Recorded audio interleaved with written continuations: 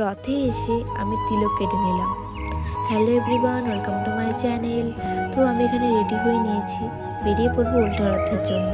তো যেহেতু বাপের বাড়ি ছিলাম তাই সবার সঙ্গে বেরিয়ে পড়লাম রথে যাওয়ার জন্য। আমি, মা, দাদা, বর, আমার একটা ফ্রেন্ড। তারপরে আমাদের জনকে কেমন লাগছে সবাই একটু কমেন্ট করে বলো। তারপর ওখান থেকে নিয়ে নিলাম খিচুড়ি প্রসাদ। আমার খিচুড়ি খেতে খুবই ভালো লাগে। তো রথে এসে তিলক না কাটলে হয়? তিলক কাটতে আমার খুবই ভালো লাগে। আর কে কে ভালো লাগে সবাই কমেন্ট করে একটু বলো।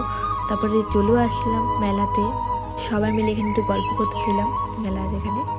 তারপর চলে গেলাম ইস্কনে। আর যেহেতু রাত 10টা বেজে গেছিলো তো ইস্কন মন্দিরটা বন্ধ হয়ে গিয়েছিল।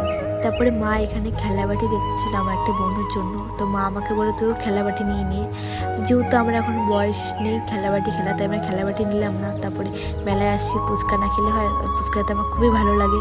কার কার ফুচকা বেশি ভালো কমেন্টে একটু বলো। তারপরে বেরিয়ে পড়লাম বাড়ি যাওয়ার জন্য। তো বাড়িতে এসে খাওয়া দাওয়া করে আমরা বড় বেরিয়ে পড়লো বাড়ি যাওয়ার জন্য। আজকে ভিডিওটা এতটুকুই। ভালো লাগলে লাইক কমেন্ট শেয়ার, সবাই টাটা।